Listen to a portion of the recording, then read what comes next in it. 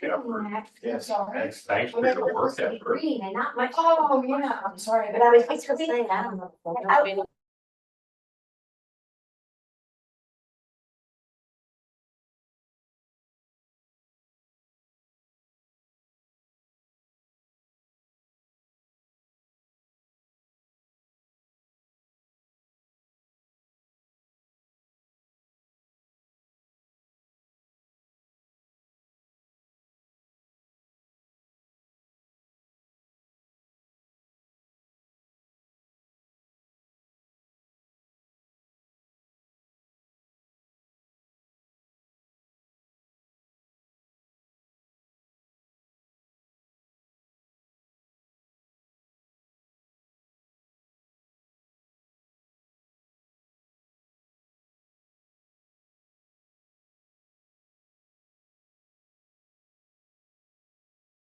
All right, guys. I don't have my gavel today, but let's go ahead and get started. I know Stacy's here. We're missing a couple other people. We're pressed for time this morning, and unfortunately, I have to leave at 11:30. So if y'all want to continue after that, that's fine. But I have to be in Savannah, and I'm actually meeting with the historic foundation there today. So if there are any questions you'd like me to ask them while I'm there, I'll be happy to. Good morning, Kurt. All right, so let's begin. First of all, let's review the minutes. We have the May 18 minutes. Were there any modifications or changes to the minutes that you saw or that you did not email to Julie? You got mine, right? And then, so does anybody want to make a motion to approve the minutes for May 18th? Thank you, second. All right, thank you.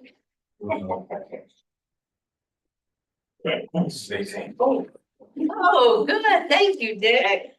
Didn't bring the big one because it was finished. All right, let's move on to June 1st minutes.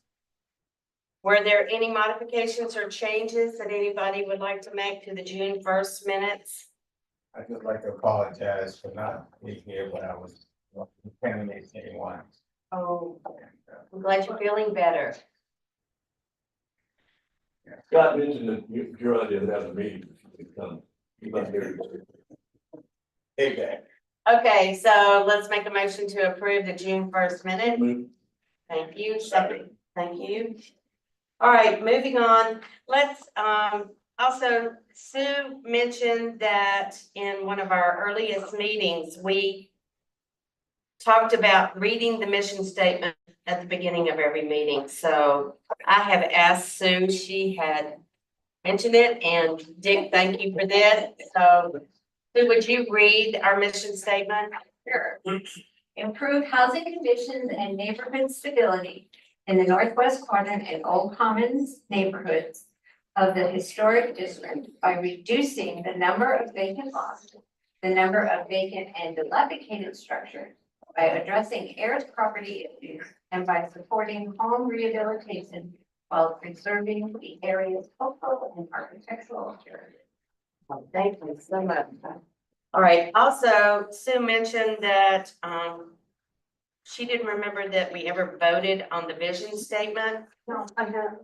I heard you talking about that. We voted on it, but if we didn't vote it, we were gonna read it. Okay. Oh, okay, I voted that it was approved. Yeah, it was. Oh, okay, Okay. okay, I misunderstood you. So, do we want to read the vision statement as well? Go ahead, At the Sue. beginning of meeting. For the northwest quadrant and Old Common neighborhoods, maintained a diverse historic community that fosters opportunity, respects its past, embraces its present, and prepares for its future to the benefit of its stakeholders. Thank you. Sean, do we have anyone that has any questions? All right, thank you. All right, so moving on, discussion. The first item is review of subject properties. Oh, do you have anything, Joe? I'm good. Okay, thank you. I didn't even know you were back there. I apologize. Review of subject properties and any background on them which will help make them viable candidates for programs. All right. First item, low hanging fruit. So did everybody get all of the massive paperwork? Boy. That was fun. If we did, are you gonna sign some homework? Yes, I am. Did you guys want to print it out or? Already. I printed all mine out. She's Julie printed a lot of them. Oh, perfect. So can I ask one question? So when we set out, sometimes that's- All right, y'all, hold on. Okay. sometimes the duplex, and when I go through my copies, the numbering, it's hard to put things in order. Is it possible to number the pages that you send out? You do that? Is it possible? In the future, In the future? In the future, we would like the pages numbered for when we print them out. On the minutes? No. On everything, yeah. Any Oh. documents. Okay, I just printed out what was, And. they didn't have numbers on them. Yeah. were you trying, you can't? Well, and write them in, What the hand wrote it. because these are separate, different people. Yeah, that's what I was gonna say. Yeah. It's the people who are putting together documents to send around, the people that are doing that work, put the numbers on. I'm satisfied. Okay. I have another request, since I do my own private printing, my ink, my paper, sometimes all of the stuff I'm doing. way You're too much. competing with Freedom, you got your. He's got his own printing. I'd like to suggest that the city go ahead and prepare packets similar to the way we do our packets. For our.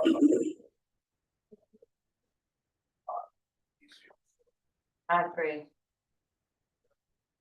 Then we'll all have the same material.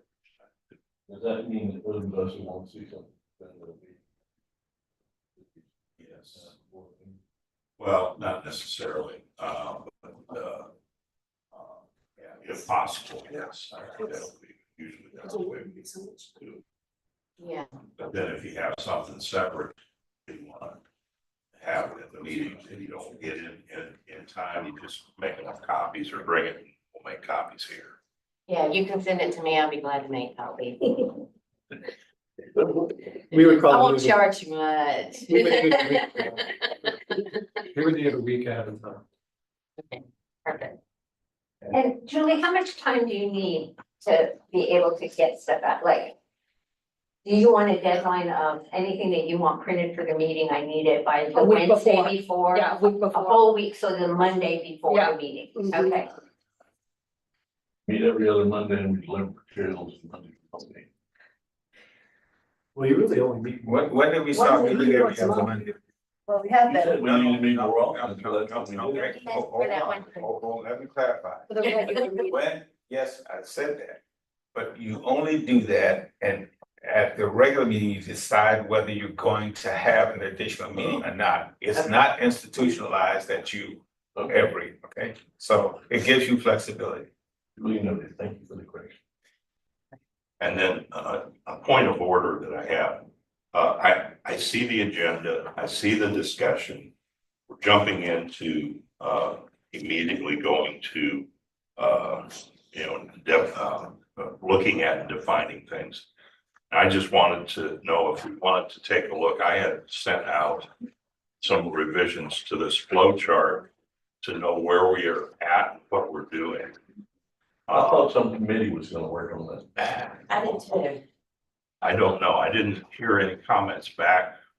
I think, but Just Mark's kind of volunteered just to Yeah. reassemble it. It wasn't So, committee. Yeah, he said for all of us to just kind of put on there what we want. Dick put stuff on, I did, and you did. And, Yeah. and it wasn't necessary, it was like, let's compile the thoughts and then I don't know what his plan was to go forward with that. okay. I don't think that's what's up there. You're gonna not. I guess my only comment or reaction to that was, the main thing I had was that, at the very beginning, which is what we're doing right now, Yeah. is doing, and I call it architectural analysis. It could be called something else. And I like to oversimplify things if I can. And I put some thought process into how to oversimplify that. And the way I would do that is it would be a two-step process. The first step would be and if you take those evaluation sheets that the city had done, and you take a look at those, they have, site building and 7 properties. There's a lot of stuff, a lot of information, a lot of evaluations going on that. For especially in what we're calling the low hanging fruit, and I term it something different than that, but what I would suggest is that we do an architectural integrity piece. And what that would do is it would only look at the foundation, the structural framing, and the roof. And you would evaluate that on the same scale, because that's the structural integrity of the structure itself. And then you would take a look at whether it's contributing or not contributing. Should be the second piece to that. And the third piece would be financial feasibility.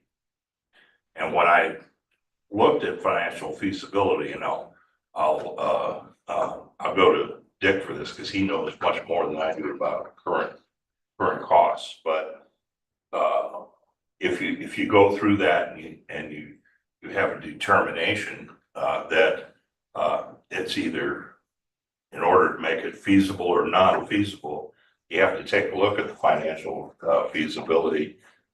And I would say that a quick view of that would be you take your current cost per square foot for a new build. That might be, and I'm not sure what that is right now, but it might be 300, 350. And you take your renovation costs, whatever those might be as a typical, and just try to hit a immediate numbers for both of those. And that may be 450 to 500 because we know it will be more. And then you can do an analysis based on the square footage, because all you're doing is the square footage, and you'll get a delta. And that's where I think Dick has gone many times in saying the delta is really a telltale factor in the process. Once you do that, you'll have done a complete analysis, very quick, a quick snapshot analysis of what's going on. And then the board kind of looks at that, can go back into this flow chart, if you will, and go through the rest of that flow chart, which makes sense.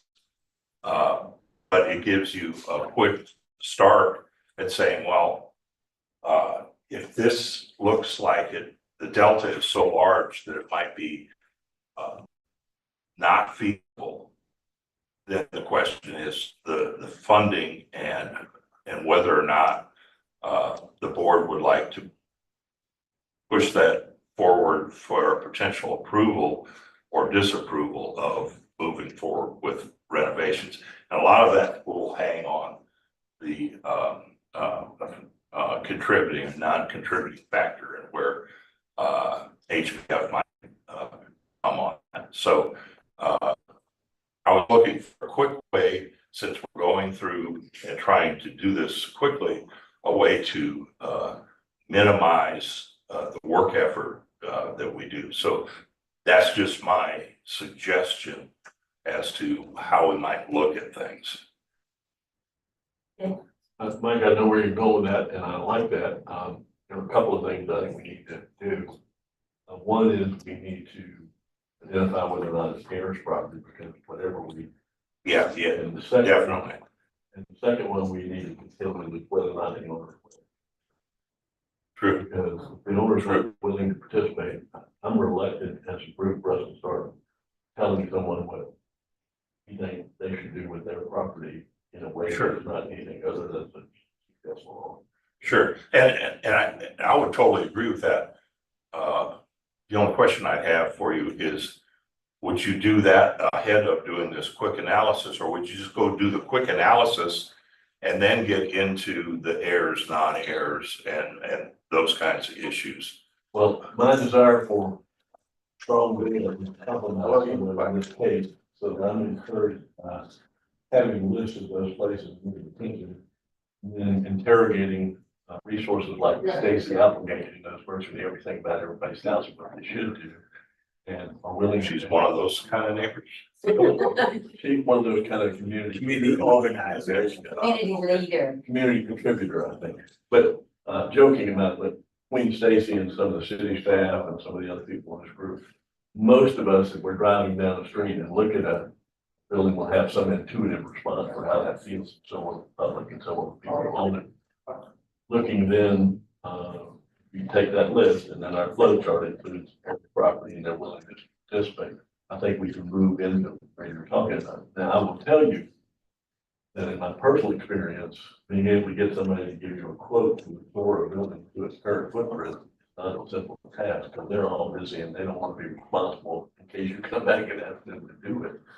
The second issue is many of these buildings have been modified over the years and changed, so that when you go through the HOB process, you may find out a room coming off or a porch being significant.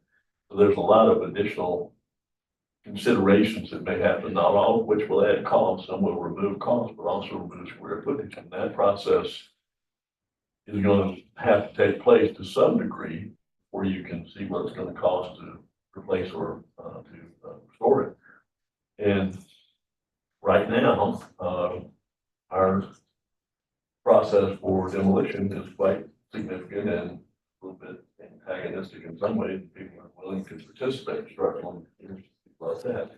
So I'd like to see us pull together that list, and once we go down that list, be ready to apply those as soon as we're able to gather that information on those particular structures. I was with Monsignor Ron Cellini recently and said, "What do you think about that house on the street?" He said, "I've never prayed for fire, but I would not be sad." Yeah. And that's the one that's got the roof that's falling in, I think, on the green concrete. So I appreciate what you're trying to do, but I think we have to get a kind of global list and work down that list. People want to live, people that have their property, don't have their responsibilities. Now Jody works in the construction business, they're qualified contractors, so a lot of stuff in the district. I sense that your desire for square footage on all that property is very. It's, new construction is pretty standard, but renovations, that's a wildly gray area, the way it's per square foot. I mean, it's never the same. And when you have to take a wall down and you find some scrap wood behind it, it's been containing termites for 20 years, it kind of messes up your. Yeah, I understand that, but being in the business for 60 years and doing that too, along with you guys, I wasn't trying to get a pinpoint accurate number. I'm saying that doing a range per square foot is just helpful to see the implications of what we're doing. And I think you could do that based on, and if you're talking about Charlie, he may or may not be willing to do that. I don't know, I talked to him this weekend, but I think there might be a way for us to come up with something so that we can have some relative sense without trying to not get into all the time it's going to take to really get into the detail of figuring out what a renovation cost would be for it. Mike, can we agree to put the global list together, and I think out of that list, there will be several that jump out and very visible on the process? Yeah, I think that's fine. I think that's fine. So I like a lot of the organizational stuff that you talked about, but heirs property we know is a whole other thing. So if something is an heirs property, it just automatically goes on another, and we skip over it, in my opinion. Yeah, that's fine. Yeah. I think that's fine. And then as far as if it's vacant versus somebody living in it and it's privately owned, then it might, well, we gotta find out if they want any help or not. Because why spend the time We're only on, talking about vacant, right? Because after our presentation consultation with the repair people. Right, They're that's handling the different. repair stuff, people that are living there. Right, and So we're so we're only not talking really about doing that, and we're really not doing that piece. We're not really, I mean, there's all kinds of agencies and stuff that if people physically, financially qualify and they want to do work and they live in it, there are programs for that. So that's another category that we can kind of, but it's the vacant ones and it is that don't have any kind of Right. programs. And so I think we, maybe the order of where the architectural piece goes might be in a different place. And we maybe need to put a different order to how to eliminate that, because I don't think any of us want to spend time on getting into the weeds of particulars and fine tuning stuff until we kind of have that broad thing. But I like your concept of when we get to that place, that what you're saying about the integrity and all that, but as you stated, and as you know, and I know from working in the construction industry, it always costs more to do repairs. Okay, but the chart as it stands without my addition to it, the first thing on that chart is structurally sound. Mhm. So all I was doing is trying to differentiate and make it a little simpler to get to that structurally sound piece. And not going through all of these numbers and all of these other things, because they don't really apply to structural integrity. They apply to a lot of other things. There's much more detail. So I just try and pare it down to Yeah. just So that, to look at that as well, just that issue. yeah, so to look at that as well as looking at, do we need to move around what order things are? Yes, yeah, Okay. because I agree with y'all that, yeah, there's no sense in looking at it right away if it's errors, but I think just because it's errors doesn't mean that we don't want to look at it. I think we still ought to look at it as just solving the errors issue. And the same thing with people that may or may not want to do anything with property. Let's do the global list and start working. Yeah. Maybe the workforce will become more obvious to us. Okay.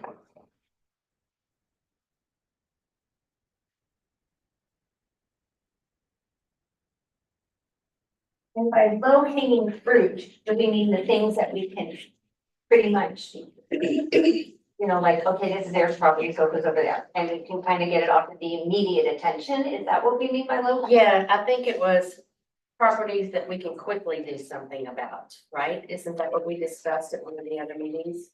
Yes. So quickly deciding on heirs property is, this isn't something that we can tackle today, right, we're putting it over here. Correct. It's just on itself. But isn't Right, right. Clarification, that's my understanding, correct me if I'm wrong.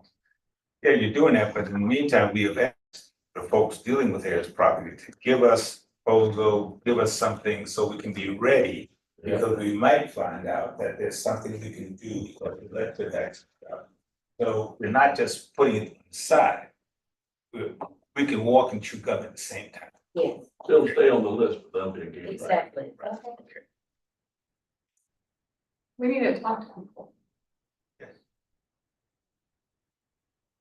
Yeah, to Dick's point that we have to make sure they're agreeable before we expend a lot of energy. And I do have some questions about one of the lists I received, Kurt, I think we circulated. There were 23 properties on that list, and there was a list that said site, then building, and then 7 aspects. And then, after that, that's all of it. I added up these 23 sites values and divided it, and it came up to an average site value of 8,000. I don't know what that means, but that's a lot value. The average, I don't know what the site is, but that's the lot value. The average price for a lot in the northwest quadrant is 120, and it runs between 95 and 140. So 8,000 seems decidedly low, and that's a lot. Then for the building, I added those up and divided by 23, and the average price was 55. So if you took the 55 for the building, you ate the lot, and still only got 63,000.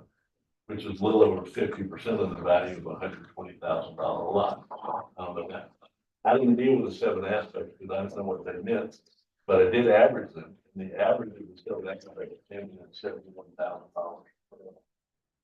So probably, I'm not sure how all those things work together, but when somebody tells you if the site is alive, that means. Somebody had to show me this, I didn't know that this was that, and these are the regional. We were, It's the one site, it's the site for $3,000 or every Sunday. They're not. there was no economic, no lot price or anything. It was just a condition of the lot. Yes. So these are the It's a conditions. score. The score, It's for- the- Okay, so that's not economic measure. 2.5 years ago. Like this. Yeah, yeah, exactly. that's, School. yeah. Yeah, so the first to the site and the building are Very useful. 1 to 10, with 10 being the worst. How are we supposed to use that? Well, so it's information that you want to use. It's a rating system they It's create. a ratings. Okay.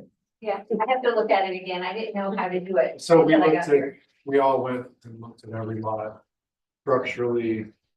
The site itself, and the historic nature of it.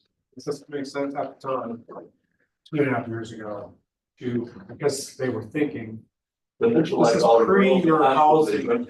Break down. that's right. Yeah. This is how Facebook was made, right? And so, and the thought was, is that was pre the whole housing trust program, so it's gonna rank what properties Okay. are gonna get And money that's how first. I was getting It into didn't it. go anywhere, so. That gets into We a looked at lot, every property. that gets into a lot of detail. Yeah. An analysis for when you're actually going to be doing or making a proposal about doing something. Can I go back to something Dick did, your comparison with the site cost versus. Yeah, they're saying it wasn't cost, it was just a rating. It wasn't, it was a rating. We Yeah. went to each property, because they're all vacant and dilapidated, we could I was actually gonna say, get in the folk will not property. trust us when you hear, hey, your property is this value and someone tells them, hey, that's. If I get confused, it's possible that somebody else would. Yes. Just wanna. Yep, good point. Who's pulling, who's taking the 4 lists and putting them together? 'Cause I know it's not me, but I wanted to see who it was. I want to make sure it's not me. Who's I putting don't what think together? anybody's. There are like 3 or 4 lists floating around. It's Yeah. really- Oh, yeah. Which are overwhelming. List, a list of lists. So the, I think Stacy put together 2 lists, the vacant homes, repairs needed, and occupied repairs needed. And then I took the combination of the original thing that the city gave us and the one that you 2 guys put together, that was just a handwritten one, and I put all of that, those 2 combined. So now, do we want to combine all 3? Yes. Actually, and then there's a 4th one, there was So that's a, a very generous offer on your. part. Well, And I you know, think So are you volunteering, Sue? It sounds like you're volunteering, doesn't I'm it? not volunteer for anything, and I am not great on Excel, but I think. I can put them together. Oh, Stacy. Yeah, I can do it. Stacy just jumped enough on your plate, I mean, I can do it. So why don't you work It just together? might take me some time. Why don't you just work together? I mean, I'm decent with Excel. Dollars. that'd be quiet. If you wanna do it, go for it, but if you'd like me to do it, let me. Yeah, we can pick out. Yeah. Because one of the other things that I sent was the current vacant dilapidated structure. Right, right. Yeah, it was, there were 3 different ones. Or 4. Yeah, Yeah, because there's 4 all Four together. different ones. Because we are all current vacant and dilapidated structure list that might need a little tweaking. I mean, it's really good, but some things, I know y'all said last time, leave it on until it's actually done. But we know, like, there's people working on the current things. Let's get the list the best we can and we'll continue to edit it all along. So I just need to be really clear on what I need to include on that. Include. Like what's missing. I suggest not make a motion on. Request Stacy to give her best effort on the list of vacant and dilapidated structures and vacant lots in the district. And the reason, if you don't want to, it's okay. And the reason I say this is because our mission statement, which we read at the beginning of the meeting, said we're gonna work on vacant and dilapidated structure and vacant lots. I'm happy to drop part of that out, if Stacy can make faces and like that. When I'm Because you're done, I just like to add to it, with the assistance of Sue. so, To your current and list. it's Stacy, just Sue not doesn't the assist you like you should have. Let me She know. will, she's great. I'm gonna call Fred and send that on. Absolutely. And we're within walking distance, so. Oh, okay. And I'd like to have that done this afternoon. Oh. That chance on. I was gonna say, how long do you think it would take you to compile it, guys, by the next meeting? Or before, that we When's the can next get it meeting?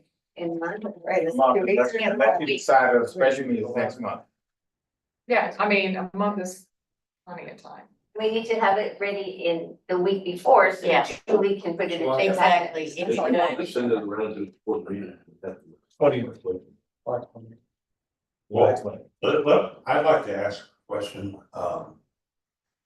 why are we dealing with vacant lots?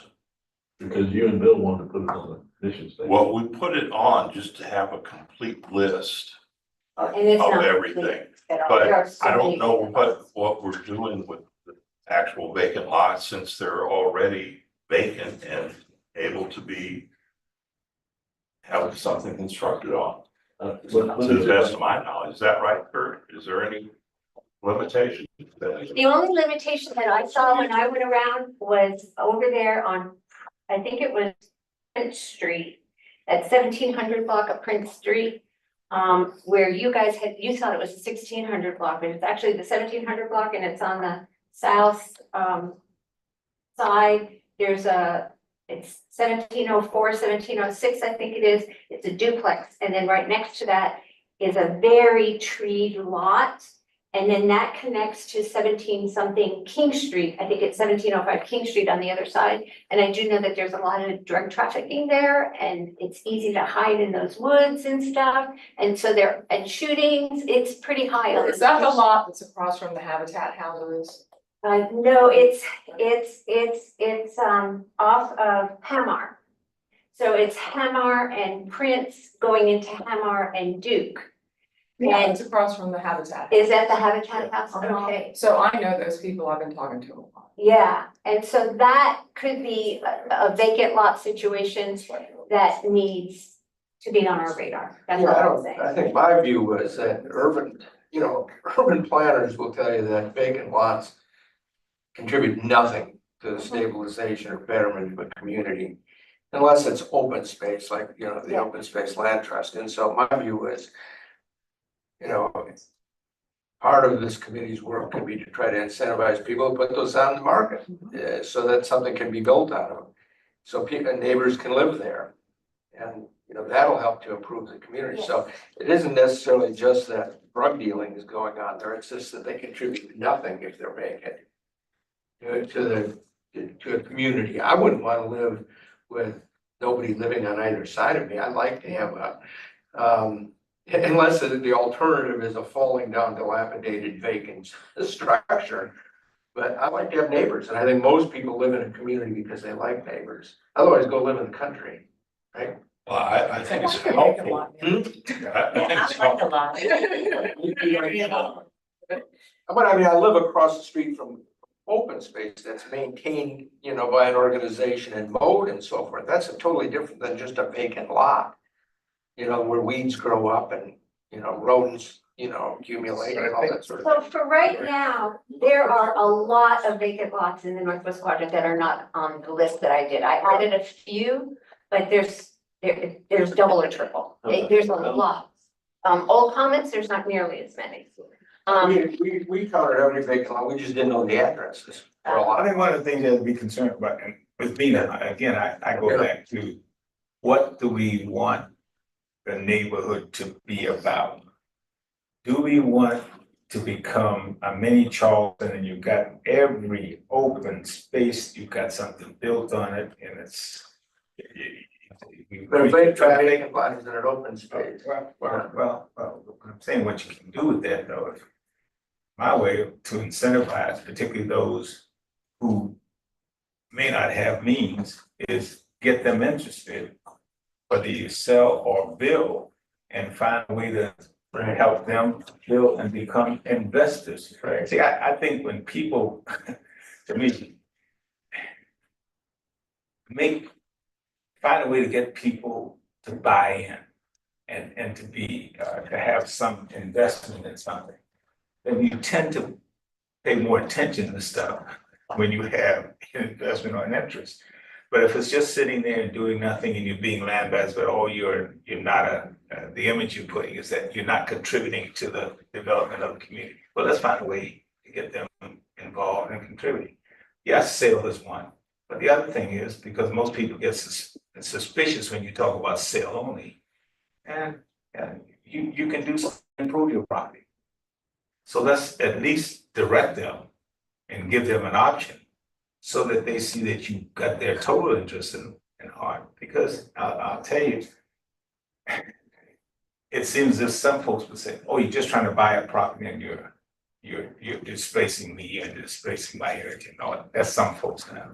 But I think everyone can't retain property. Some people have to sell. But let's give people options, if at all possible. In green space, I just don't want to see people on top of each other, living on top of each other. I don't disagree with what either of you said, but I want to phrase it somewhat differently. We went through this discussion that we were doing the mission statement, determined that vacant lots very widely, what you described, to the one that's next to it. Somebody else likes to have a vacant lot next to it. And the cleanliness and the neatness and how it's maintained is a factor. And we decided to look at this because there are reasons that lots are vacant. There may be heirs property, there may be somebody that wanted it, it may be somebody that lives somewhere else and wants to keep that property until they think it'd be worth a lot more and they aren't gonna do anything to it in the meantime. It may be an investor, it may be that the regulatory process is daunting and intimidating to some people. I don't know. I do know that if we proceed through this discussion, some of these properties that frankly are not gonna be salvageable, all know there are some in the district. Those properties are demolished. That will become a vacant lot. And if our mission is to reduce the number of vacant lots and vacant and dilapidated structures, probably gonna know what that number is so we can measure. I don't think our mission is to create a significant increase in the number of vacant lots by decreasing the number of vacant and dilapidated buildings by demolishing them. So I think we ought to encourage people to use their property. We ought to see what we can do to make that easier. We're doing a lot of things that have been successful in that regard now, but much like Stacy said, talk to the people, ask them what's going on. There will be some that will want to do so. I Fred, would you and I have been through 2 or 3 of these meetings in the past, and once upon a time, they were creating offices in Northwest Quadrant, a couple of architects in there, provide drawings and bricks. Drawings and bricks doesn't do anything, it doesn't get you to the HRB, you got a cost that you can't pay for. That sounded good plan, but did not do anything. So the question is, if you don't want to include that on the list now, we can include it later, but sooner or later, we're gonna have to look at the vacant lots. I have a question for you, Chris. At one time, I don't remember, I think it was around 2017. When Libby was there and I was helping to set up to revitalize the Northwest Quadrant meetings. I thought I got a list of, and it was just the Northwest Quadrant, and I thought I got a list of every single property with the address and everything. Is there a list that exists like that? I don't know if it's been updated. Every single property? Every single property. So I Create such a try list to of get an GIS. updated list of that, because I have your old one. Okay, And Peggy and I have both begged and begged and begged. And they've said. who did you ask? I think the city. Yeah.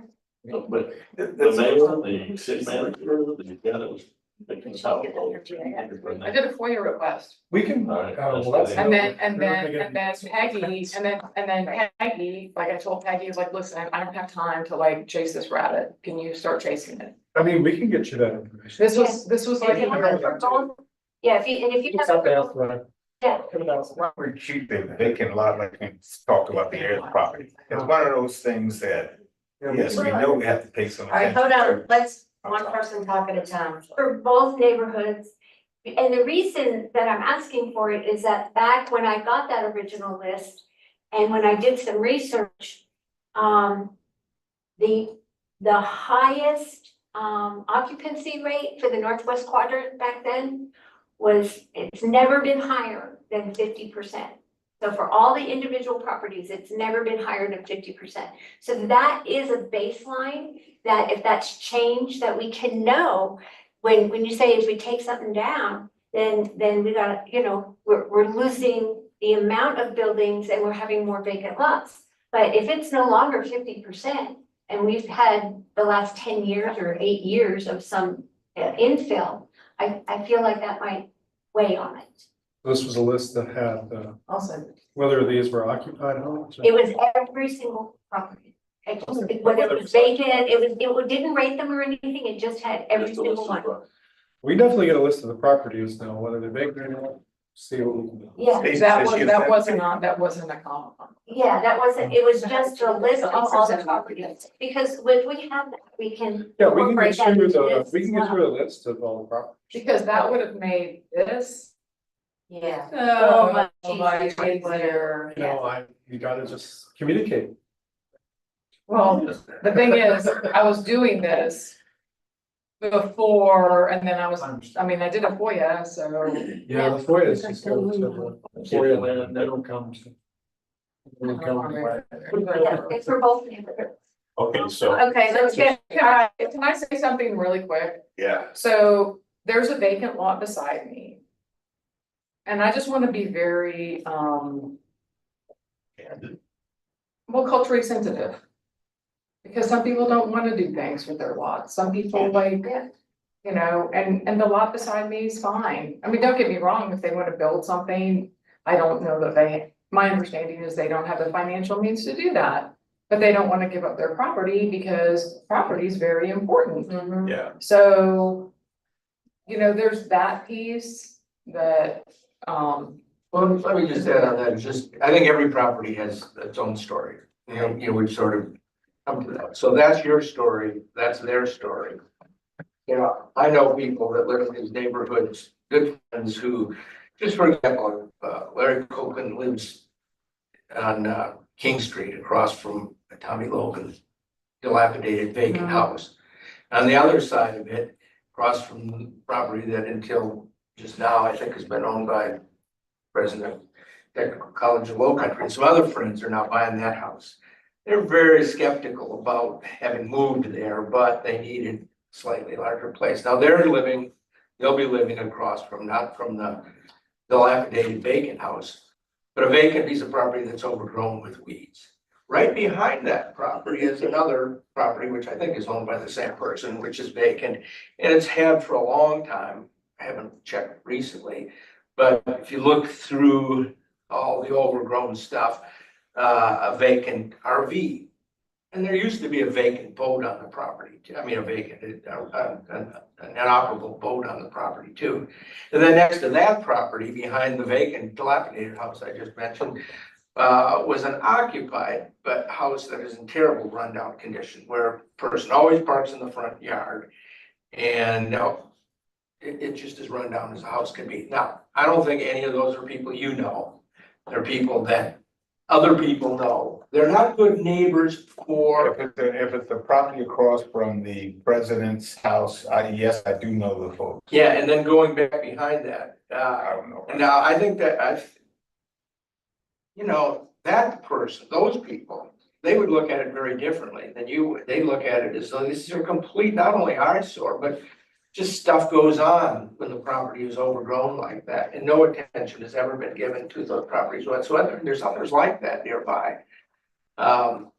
So as I said, there's a different story there, and it just seems to me that if we leave all of those vacant properties, and also those vacant properties where it isn't an heirs property, it's not a person who just doesn't have the means. These are people who have the means to do something with the properties and just choose to be slumlords. Yeah, I totally get it. And there's a bunch of them. Yeah, my point was in that Old Commons. I just wanna be culturally sensitive to not particularly those people, but a lot of people. Then be culturally sensitive to all of those that we need to be culturally sensitive to, but there are people who just choose to be slumlords. I don't know why we take them off the list. If I might, this historic district task force has a mission about reducing the number of vacant and dilapidated buildings. I'm not aware of being charged with enforcing any ordinance, recommending any ordinance.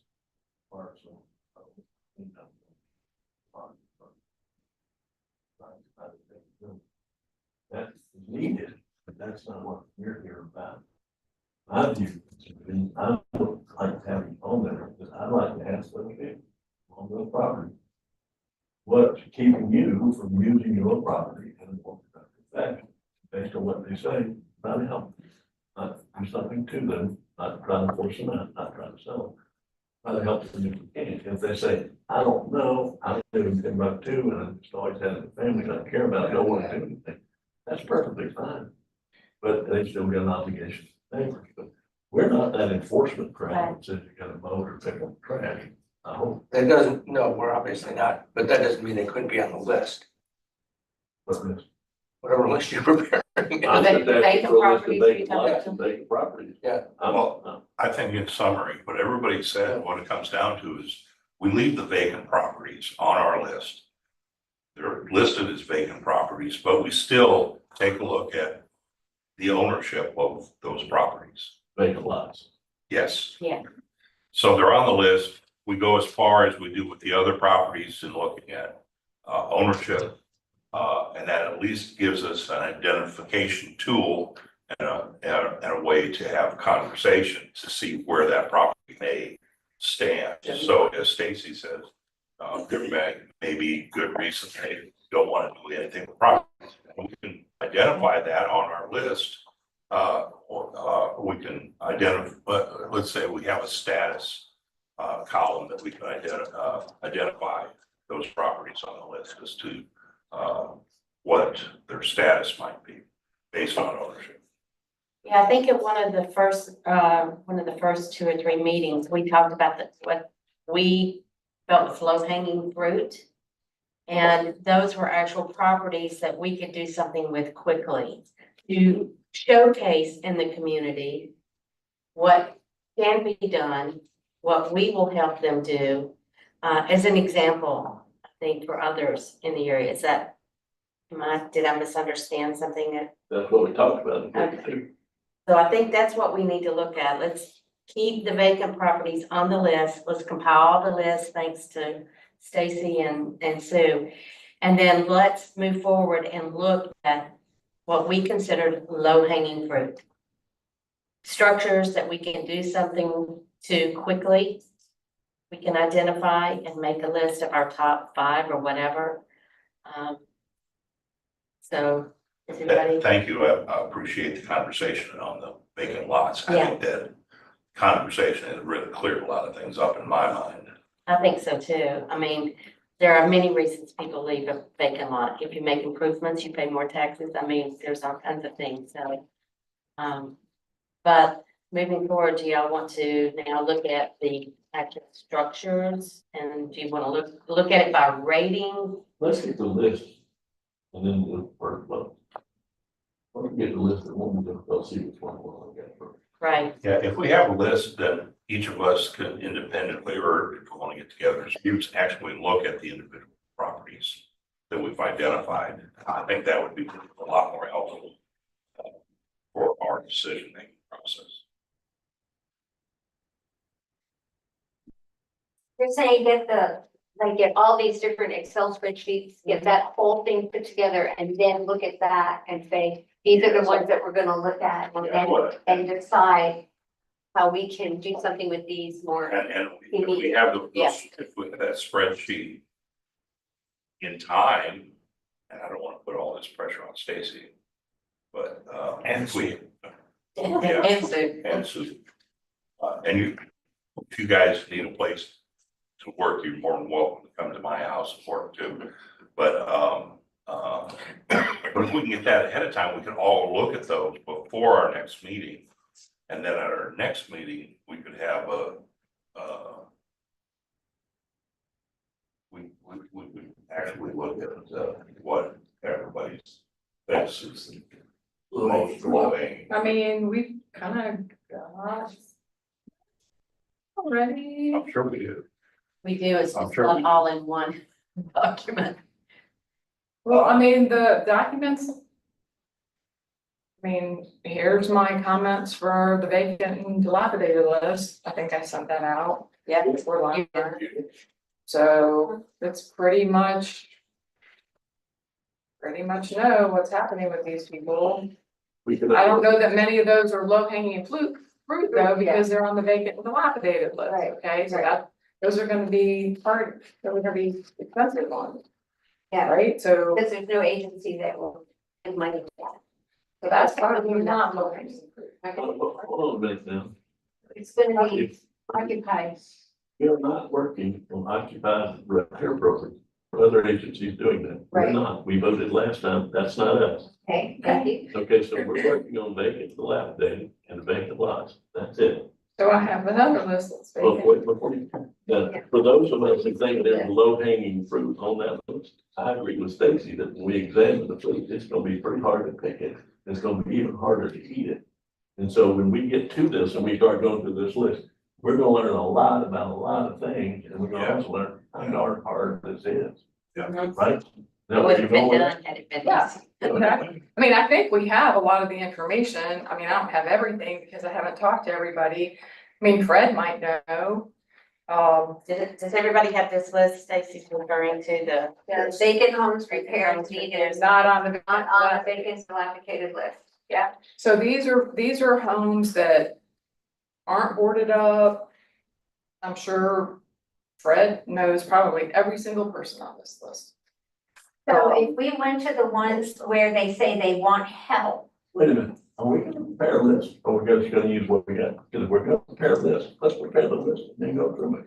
we gotta prepare an integrated list of everything, but what she's saying is on this one list, there's 1, 2, 3, 4, 5 people that have said they want help. So what we're saying is we're gonna pull some off the current list and start talking about those now while the other list is finished. So I'm okay with that. I just wanna make sure that's what we're doing.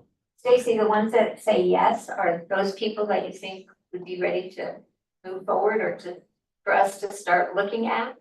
When did you compile Well, this there- list, Stacy? How old is this list? I mean, I've been keeping this list for years. There are a couple of people that I know on this list that says, not sure, they've come to me and said, I'd like some help. Okay, I mean, but All right, Instead of overcomplicating it, why don't we just take the list? And then we can yeah, let's do move that. forward, because we know that you have a lot of content. I guess my question is, what more do you? want? Well, we need information now. Mr. Washington has said that he has spoken to some of these people that were not sures that are now yeses.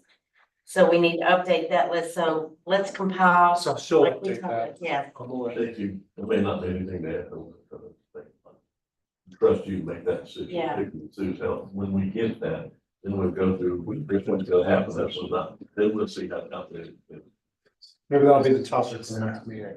and some of the, Yeah. because some of the vacant lots may not be vacant now. Yeah. Based on when we compiled this. Just to. We're gonna update this over. I will say that Eric and I applied to add the Northwest Quadrant, Dixon Village, and the Old Commons to the Opportunity Zone with the governor Oh, good. on Friday. That's why I finished the application. And we'll see how that goes, but we The talked city about. council have to approve that, I don't think so. there's no risk, no reason not to. So we'll see how that goes, but it just opens up some extra monies. Oh, that's good. Uncomfortable. Money's good. All right, so are we clear? Stacy and Sue will compile all 4 lists.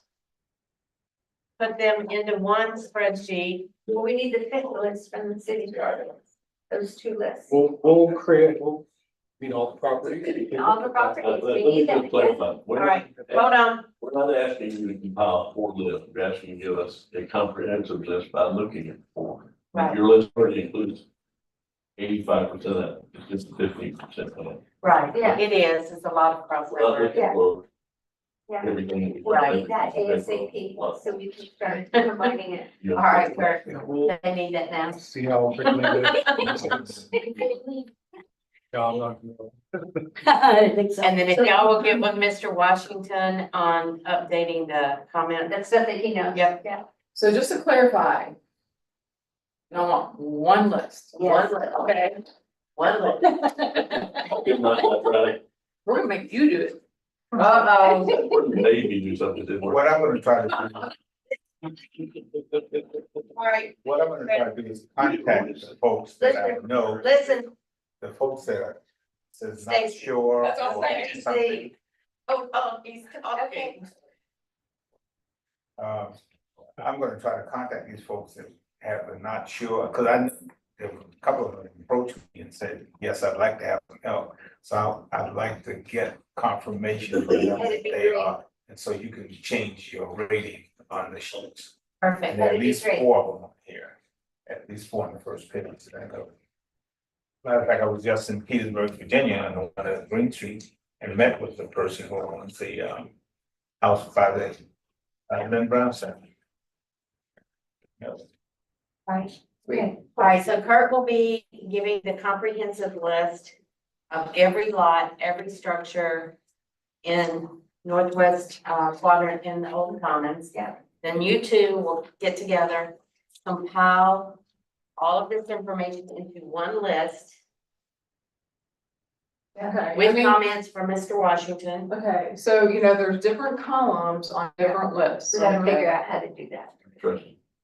Yeah, Yeah, but I just don't wanna come back and go, oh, but da-da-da's not on here or whatever, because all right, let's look at the information we want her to include. on Because this. on the vacant and dilapidated list,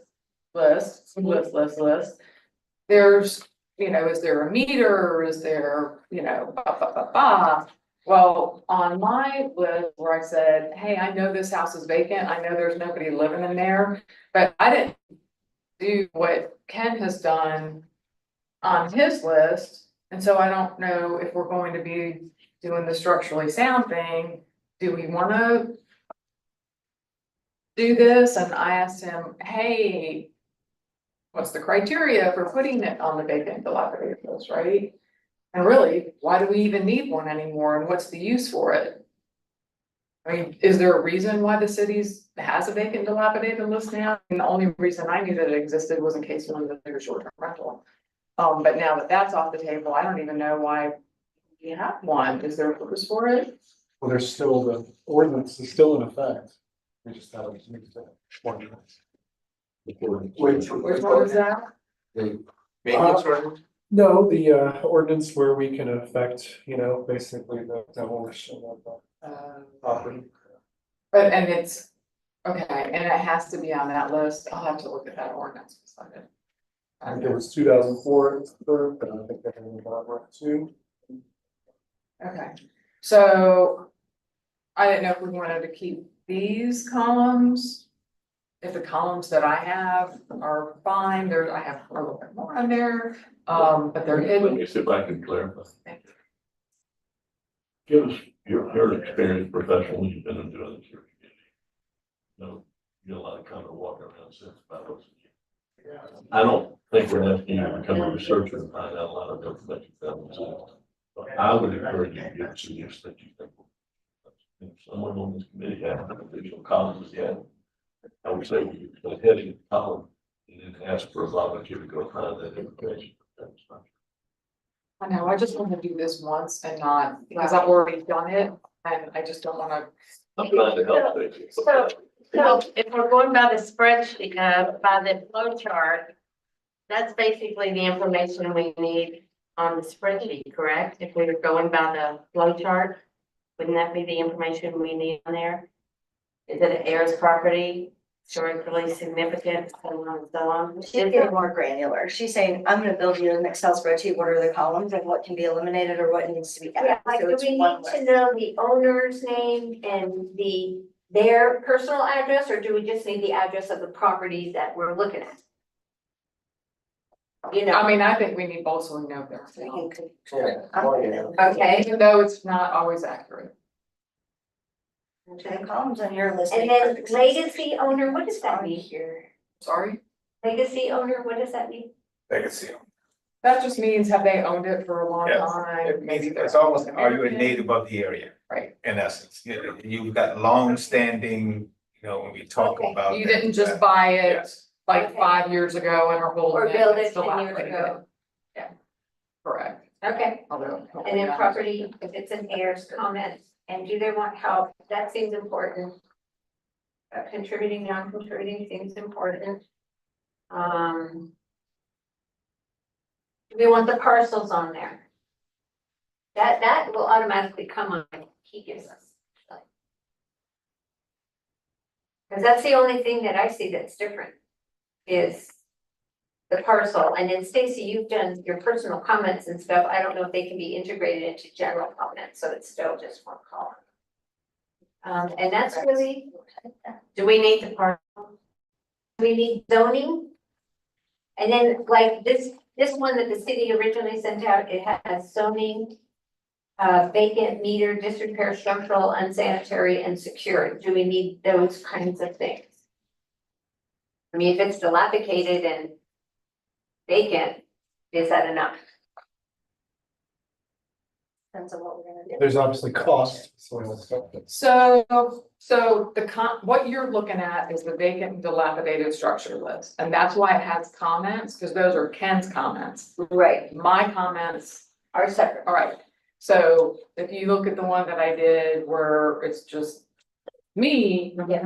it's just my comments, because there's no Ken's comments. Right, So that's why and that's why I'm trying to be specific about column, like what you guys want to see on this next list. And yeah, maybe I'll have to go back and do it again, but would like to have as much direction as possible. so under the one that you have occupied repairs needed under there. And, We're not dealing with that, we're dealing with vacant. okay, so we're not dealing with that one. So do we need zoning? Do we need to have Everything's zoning? gonna be residential, if it's commercial, we look at that particular So lot. we can eliminate that one. And we're doing all vacant and dilapidated, right? Yep. But if we're incorporating all of the stuff that he has, then there's gonna be stuff that's not vacant.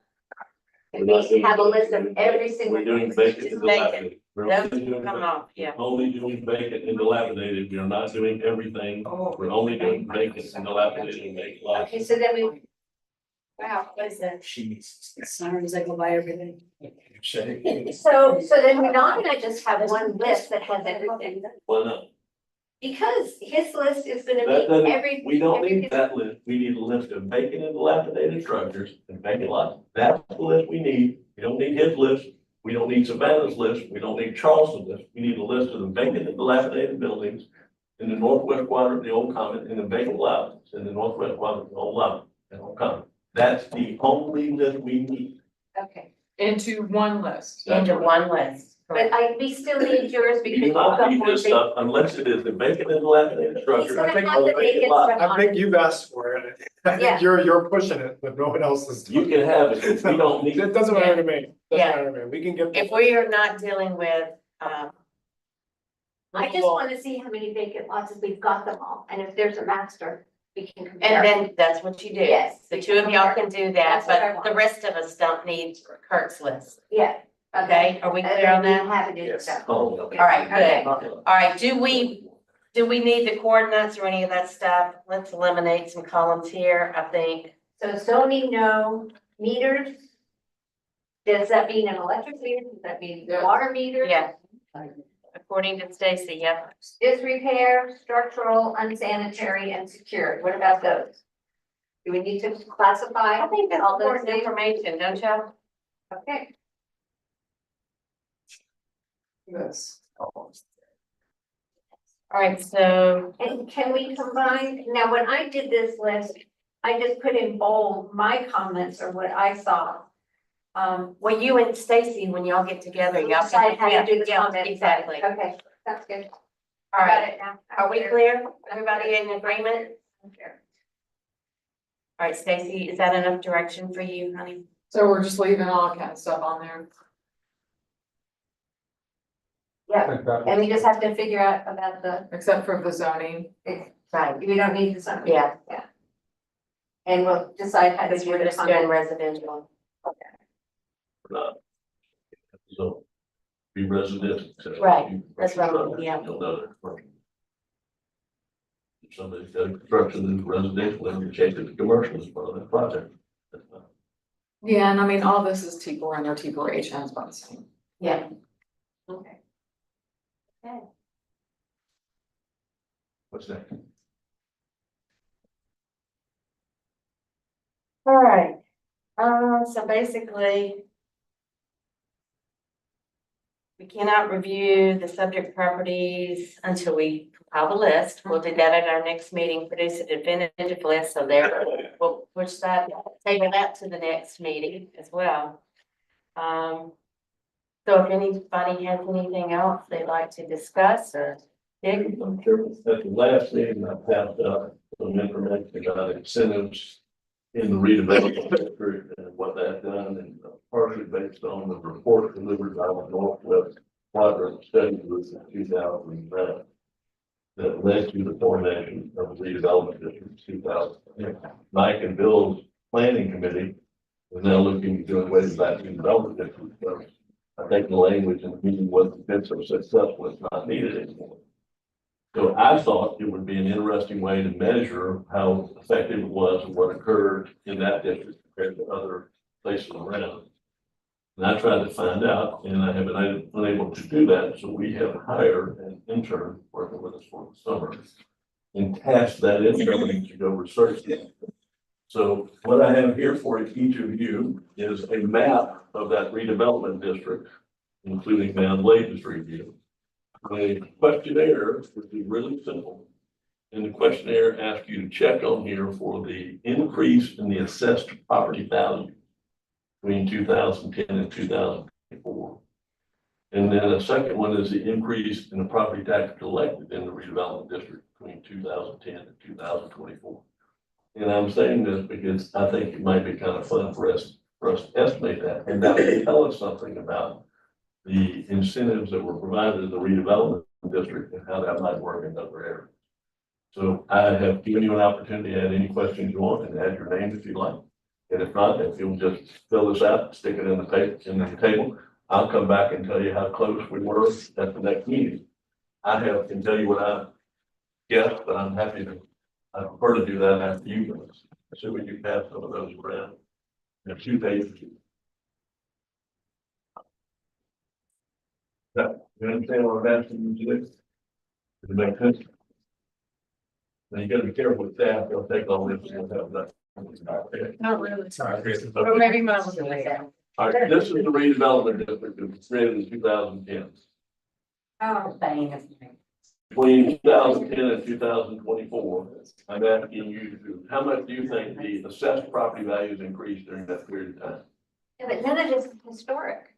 So it This doesn't. is all in the historic district. But they rezoned it. So what's your point?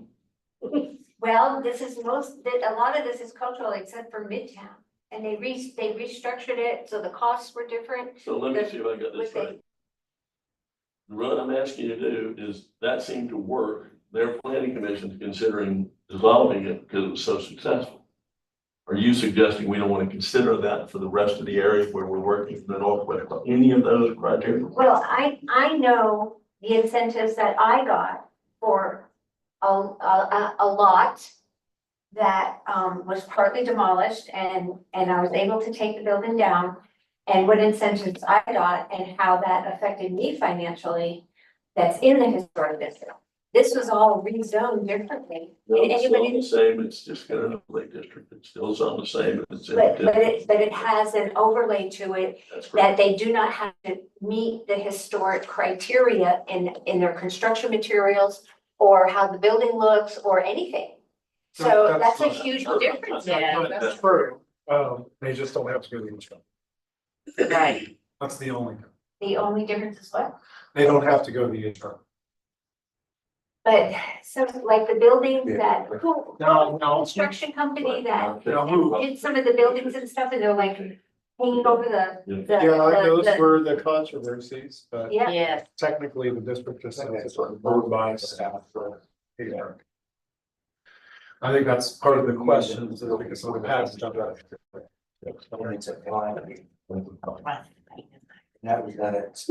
that's just my 2 cents. Well, if you don't wanna guess, don't guess, but here's where I'm at. Yes. Okay. Well, I know how much my property value went up. I'll just throw this out there. I paid 90,000 for the property. I had to take down one building. The 2 other buildings had already been taken down. I got 3 years of 75% off on my taxes, which was huge. It came out to like 10 grand. And my property today varies from 1.3 to 1.7. But I also invested probably about 650,000. And what's the implication of that for the vacant structure that we have in this district? Well, I know that that vacant lot, they were asking 120 for it. It's about a 1/4 acre, so it's bigger than most. And those are still going for 120 is kind of low, and they can go up to about 200. And much smaller lots back then were, actually, it was about 2015 that they stopped being around 25,000 and they were hugging 50,000 and stuff. So it became a bigger deterrent for companies, especially small contractors, who were trying to buy up those lots at 25 grand and then put something on it and then flip it and sell. That slowed down. So how much do you think property values, sales property values increased in that red line area between 2010 and 2020? Well, the red line area, I would think that they would have increased even more than the northwest quadrant because it's commercial. Give me a guess about a number. Well, what's the percentage that I increased between, 90,000 and 1.5? Well, you put 600,000 in it, so you didn't increase. So- 6,000. So it's a 70% increase, 75% increase. And how about for property tax collections during this period of time? Well, it's a big difference, something like 1,000 and I pay about 7,000 now a year. So 700%. Right. And that's because one of the buildings is actually registered as a rental space. All right, So I Mr. paid Washington. I'm hearing these numbers and being a poor person, I'm saying, wow. 120,000 for about 9,000. And you invested 650,000. And I have a value of 1.3 million. And so my taxes are all the time out. Can I live there? Yeah, I can barely afford to live there. Wait, you can. What I'm trying to. I hear what you. Yeah. We start talking about those vacant lots and those other things and what people are gonna do with it, because of the historic nature, that part, the HVF. But what about? What do I have in my pocket? I wanna do something with it. The old phrase is land rich, pocket poor. Yeah. And particularly people who retired, and I'm not talking about people who retired from industry. I'm talking about people who retired from working on Paris Island. I'm talking about people who retired from being a plumber or a person that's a school teacher. I'm talking about those folks who populated that area. And again, I want to see us as a community try to retain some of that there.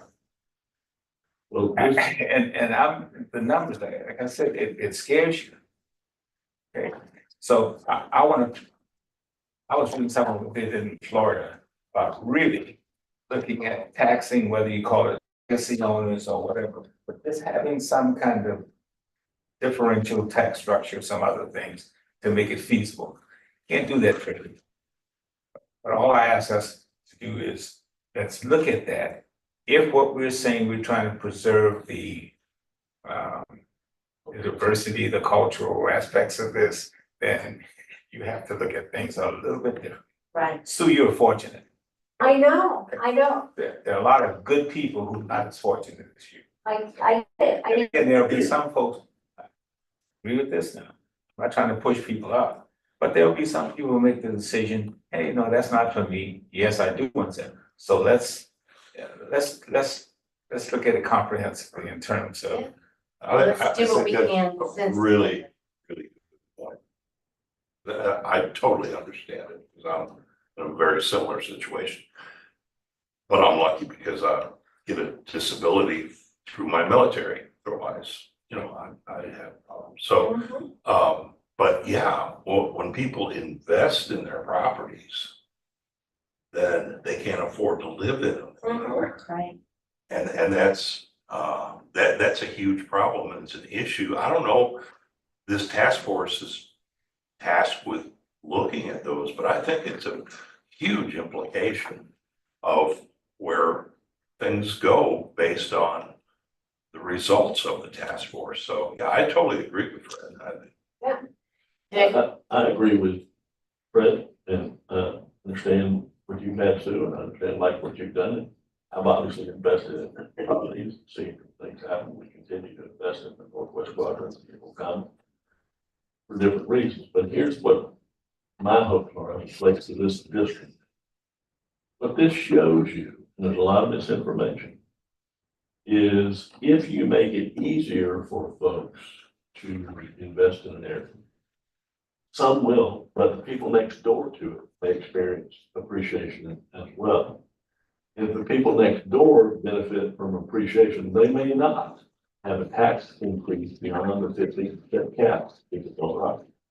So you don't force people out by doing that.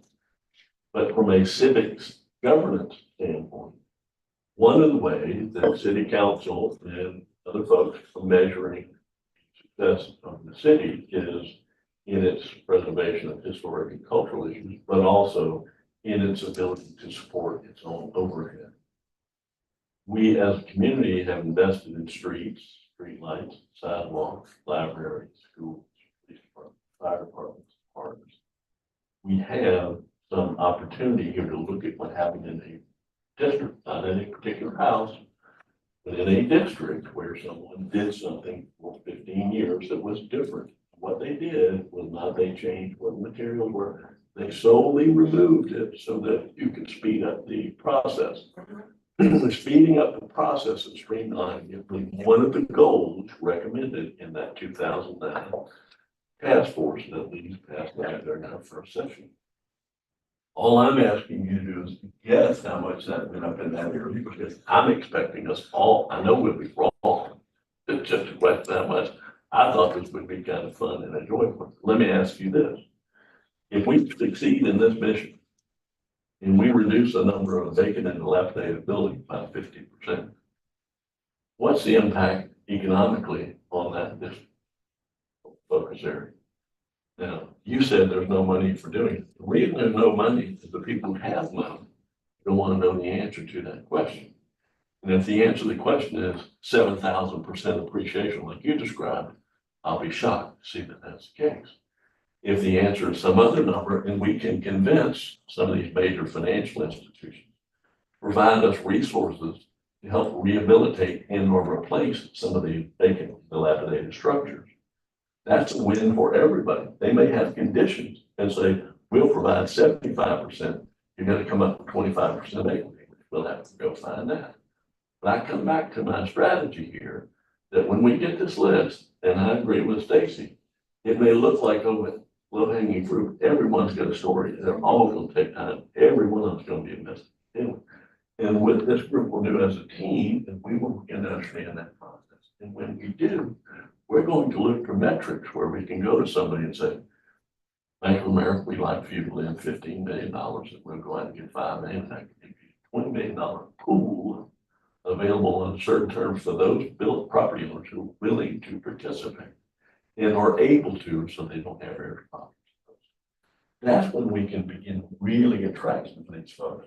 And as Fred said, there are people looking for help. How that help us package is going to need to come in a way that is trustworthy, it is responsive, and not intended to take people profit from them.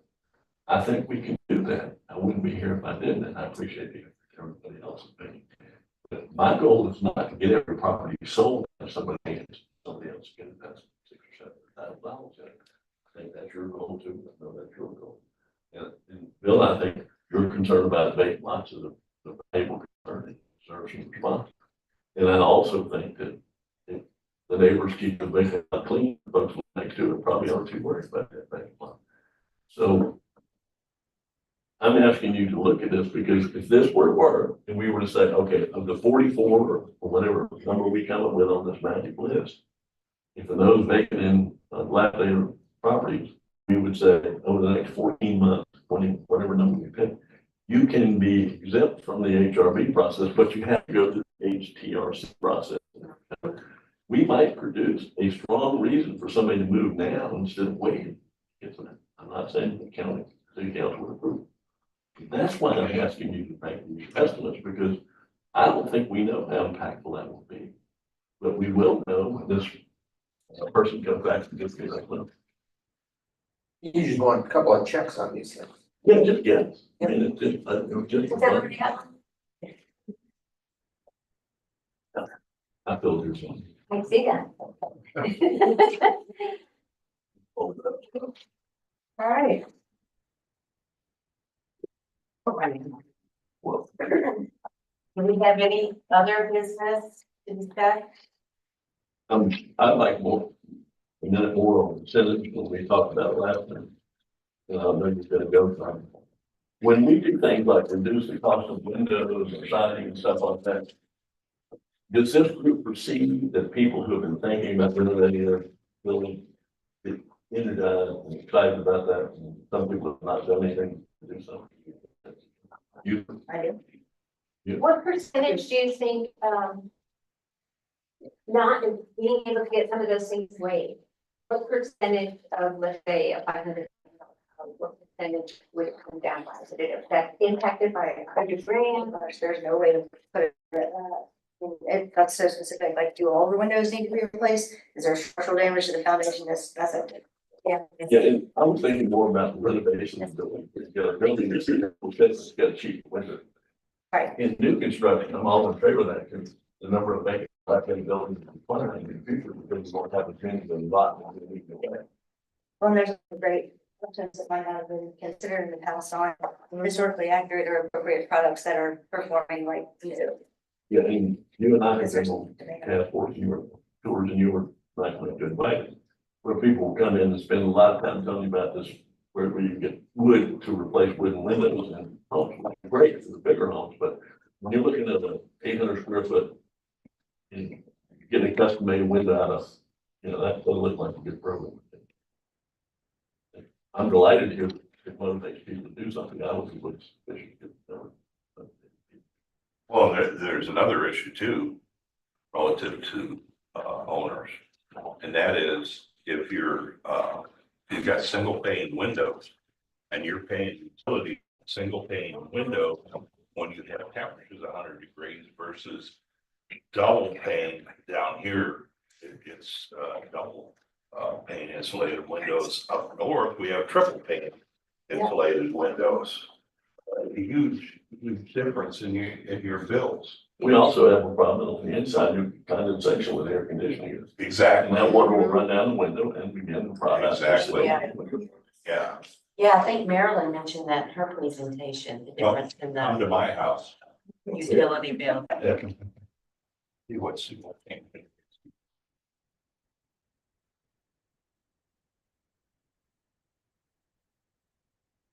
But yeah, there's a lot of implications to all that. I do have one A lot of request, implications. Madam Chairman. Yes. Those of us who would like to, if we were to arrive at the next meeting for the list of our 5, let's look at these 5 first. It might be useful, it might not, but I'm guessing you and I would come up with the same list, Red, you'd probably come up with the same list. I suspect Ken would probably come up with the same list. Start thinking. I think that's what I suggested earlier. Yeah. We have that list. We all need to take a look at the list. So if we Make get a that list, prioritization. so yeah, if we get the list a week before our next meeting, which is July when? July 20th, sir. July 20th is the next meeting, so a week prior to that, we're 13th.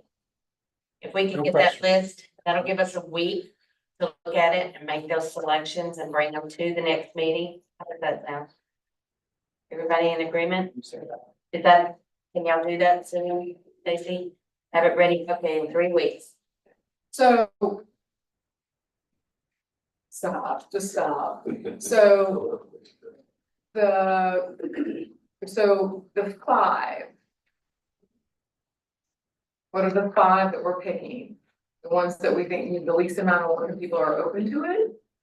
Are the 5 the most desperate based on the HPF? Like what, I think he suggested just everybody should have 5. Yeah. So it could be whatever your 5 is. I think we bring our 5 and we explain why we selected There them you 5. go. How about that? Vast majority of them pick the ones that look terrible. Yeah, Pick the ones. so let's do that. You know? Pick 5. well, Vacant lots don't we can do count. that right now. But we can do that right now. We all know what 5 those are. If that's what we're looking at, we all know the 5 worst ones. I mean, Maybe faster. Would it be better? Yeah. Yeah, that could take let's like take a 3 more weeks to think about it and then come back with 912 Duke and 1408 Green Street. I mean, you guys Never 912 and gonna House say- Wilson. The most expensive. That's what I don't understand, like, what are we coming back, what 5 things are we coming back with? Okay, these are 5 that we can The worst, actually are we do. looking at the worst or the? Why would we be looking at the worst ones? Right, and that's what we determined in the first few meetings, is that we were not gonna select something that was gonna take 2 or 3 or 4 years. Wait a minute. Sleep. How do you have any idea? No, but I mean, we're saying, you know, something This that, committee can't decide that. We don't know what's gonna take. exactly, we don't. So what 5 criteria would you like? Ones that worst shape? Ones that look like it'd be fixed? People you know that might be qualified?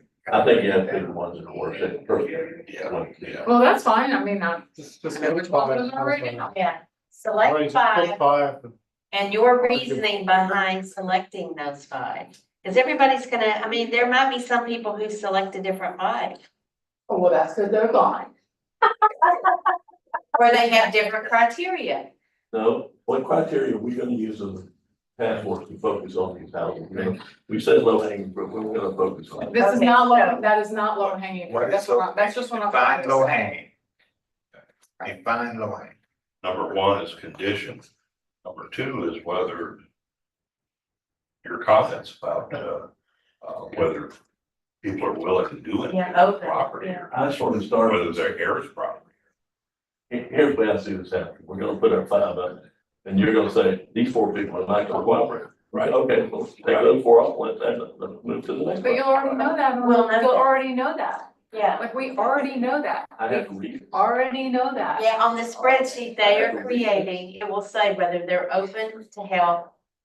And Mr. Washington's gonna work with them on that. See, what is not sure, I'm pretty sure that those folks want help, but Okay. I've got to talk to them and say, Right. what are your conditions? You So know, when we what- get the spreadsheet, it'll have the updated. Cause I mean, I would think low hanging fruit would be like. I mean, that to me is low hanging fruit, not 912 Duke or 1408 Green or 912 Wilmington. Or, you know what I'm saying? Okay, so are we clear? Is the, not really, but that's okay. We are clear No, that we're no, to no, select no, no. 5. Here's what I suggest, please Okay. do Because this. we're gonna. Send out in writing to us so we get one of saying, here's the assignment. I think if everyone gets the same thing, saying, here's what our assignment, here's what we want you to do to bring back. For our next meeting, once we get the list. Give some idea, give folks some idea of what Well, Do y'all low wanna hanging, decide that now? low hanging means to us. Well, okay, Well, we. because low hanging to me may be different than Right. low hanging to you. Yes, Exactly. earlier in the meeting, we said that the low hanging fruit was what we can do quickly.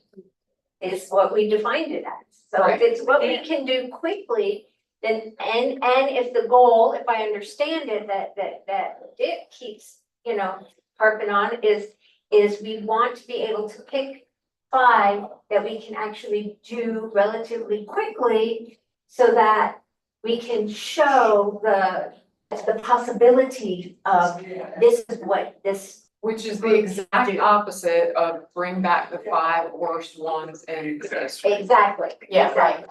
So I think that all of us arbitrarily choosing 5 is silly. I don't think we need to be doing that right now because there's too many questions about what we're trying to do. Right. And the big question I have is when we say do something about it, are we employing financial tools doing something about it? Are we taking bids? What does that mean, do something? Are we just identifying them? Because right now I don't see a course of action to help anyone. Even if we do identify, if we all came back with the same 5, then what? And the other issue is they could look, I mean, that's what I'm saying, it's like, Yeah. what are we doing with this? Like, I don't understand the assignment, because we all know what the condition of basically all these houses are, with the exception, I have not been in all of them. So something can look pretty good on the outside, and then, like, Love Beaufort's been doing a lot of things on the outside. But then you get on the inside and it's like, oh, they don't have plumbing, and, you know, it's like, it's a lot, like, it's not safe, like, so, like, I don't know that maybe, do we need to go into these houses in order to get this list? Because I don't know if something's low hanging fruit unless I know about the property, right? So, and I'm happy to do that, I mean, probably get in some of these houses. If they want help, they'll let you in. Well, why don't we just have you create the list, and then we can talk about this. Maybe it involves a tour, maybe it involves. Then we should do a tour between now and the next thing. And it's gonna be like 4th of July. I don't think. Then it's gonna be, and then it's gonna be August, and it's gonna be too It's hot. all- Thanks, I appreciate your good under and completely, think you're right, you're right. And I desire to have a low hanging fruits is a bit early because we don't have resources, we don't have a plan to deal with it. My thought is we should have is just a 5 hour. We have no idea how hard it is. We don't have tools. If we were to put together a list of the 5 or 10 that are most in need and figure out how to solve 2 or 3 of those, the process we would learn and develop here could be applicable to the remaining number of you vacant and dilapidated buildings. That's real value. So I think the term low hanging fruit is perhaps confused. I think the priority places that need to get fixed because it have the most impact on the community, where I think we should be spending our time. And it is going to be an absolute mess, just as we learned a lot about home repair that we didn't know when we heard the presentation of it. There are a lot of people in this room that know part of what requires permit and renovate their house. And a lot of people think they did their own, so they know a lot. Every house is different. What they did. When we look into this and we see what's necessary out there, we see people that tell you I own this property, but they don't. And they tell you we don't have air property, but they do. And then when they say that you're trying to take money from them because the house can't possibly require that much money to be repaired. All of those things are going to have to be sorted out for us to be effective. What I hope is that we all agree that the effort that we're spending being here, the effort we're going to get this, is worth doing because this neighborhood and these buildings in it are, these neighborhoods are of sufficient value that it's worth it. That includes the cultural aspects of things and the architectural aspect of it. And the community has the same place. Community. That's why. I know the chairman has to leave. If the chairman has to leave and wants to designate someone to carry on for the next 15 minutes or so, I think so. do that. Let's You do have that, the right to do that. because I think there's some good conversation continuing, so I don't want to cut anybody off. So the next officer would be Dick, I believe. We're going to form a new committee and read that. Thanks a lot, yes. All right, so We recognize what you have. thank you, and I'm sorry I have to do this, but I think Dick's comments are right on target.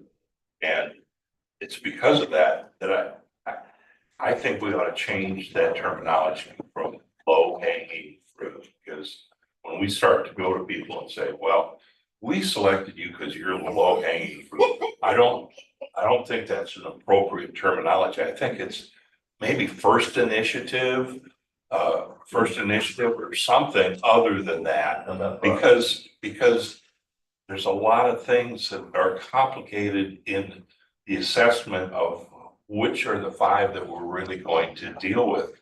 I mean, one could be complete large renovation, or another one might be a partial renovation. I don't know. But I just suggest that maybe we get away from the low hanging fruit thing, and maybe that's just me, but, I guess that's what a I'm looking suggestion for. I would make. I thought we got into this, Jeremy. I thought we got into this because we wanted to show success. Okay, initial success. Success breeds success, right? So, for me, if I wanna show some success, I'm not a good hitter, I wanna take my easiest thing first. And I wanna demonstrate to people that I've accomplished something. And move forward. If you wanna do a mix, you can do a mix, what I call a mix. It's something that you definitely know it's limited in what, in terms of resources needed. But find another level saying, hey, let's get something a little more complicated. And deal with that. You can mix it that way, but try to find something that I'm gonna almost guarantee some success so I can build on it. I mean, that's just my approach to things, and maybe I'm wrong, because we don't know about our resources. And that's what I'm saying, keep something that's within our scope of success now, or what period are we talking about? That's the other thing. Are we talking about demonstrating within a year?